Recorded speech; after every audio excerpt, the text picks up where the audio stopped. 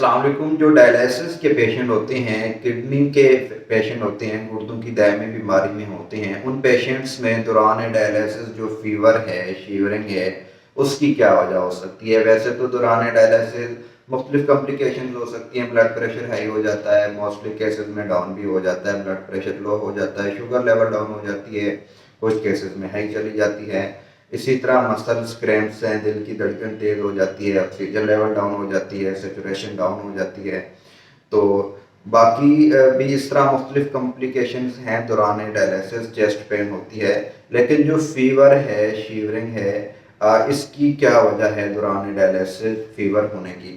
دیکھیں، جو ڈائلیسس کے پیشنٹ ہیں، مختلف پیشنٹ میں ڈائلیسس کیتھیٹر لگا ہوتا ہے، کیونکہ ڈائلیسس ایک فورن باڈی ہے، اس کے زیادہ دیر اندر رہنے کی وجہ سے انفیکشن بن جاتی ہے۔ جو کیتھیٹر کا ایریا ہے، جہاں پہ اسٹچ لگے ہوئے ہیں، جہاں پہ اسکن میں ہول ہے، وین کے اندر انسرٹ کیا گیا ہے کیتھیٹر کو، تو اس سائڈ پہ، اس جگہ پہ انفیکشن ہو جاتی ہے۔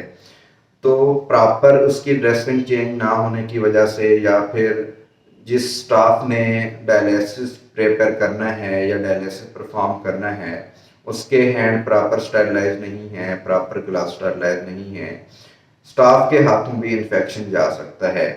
تو جو فسچولا کے پیشنٹ ہوتے ہیں، ان میں بھی یہی سیم ہوتا ہے۔ جب ڈائلیسس کی پریپریشن ہو رہی ہوتی ہے، جب نیڈلز لگانی ہوتی ہیں، تو اس دوران بھی فسچولا کو کلین کرنا ہوتا ہے، ڈس انفیکشن کرنا ہوتا ہے سپریٹ سے، بایوڈین سے۔ تو اگر اس کی پراپر کلیئرنس نہیں ہو رہی، ڈس انفیکشن نہیں ہو، تو اس کی وجہ سے بھی آپ کو فسچولا انفیکشن ہو سکتا ہے، جس کی وجہ سے آپ کے بلڈ میں TLC کاؤنٹ بڑھ جاتا ہے، آپ کو دوران ڈائلیسس شیورنگ ہوتی ہے۔ دوران ڈائلیسس شیورنگ اس لیے ہوتی ہے کیونکہ اگر کیتھیٹر کی انفیکشن ہے، تو جب مشین اس کو ایک سپیڈ سے بلڈ لے رہی ہے، دوبارہ فلٹر کر کے واپس بھیج رہی ہے، تو وہ انفیکشن پورے بلڈ میں پھیل جاتا ہے۔ پہلے انفیکشن کیتھیٹر میں ہے، لیکن جب ڈائلیسس کریں گے تو وہ سرکولیشن ہوگی مشین کی، پورے بلڈ میں پھیلے گا، دوران ڈائلیسس آپ کو شیورنگ ہوگی۔ تو یہ تو تھا TLC کاؤنٹ بڑھ جانے کی وجہ سے۔ بعض دفعہ ایسا بھی ہوتا ہے، آپ کو بلڈ ریئیکشن ہوتا ہے دوران ڈائلیسس، آپ نے بلڈ ٹرانسفیوز کروایا، آپ کی HP لیول ڈاؤن تھی، آپ نے بلڈ لگوایا، بلڈ کے ریئیکشن سے بھی آپ کو شیورنگ ہو سکتی ہے، کسی میڈیسن کے ریئیکشن سے بھی آپ کو شیورنگ ہو سکتی ہے۔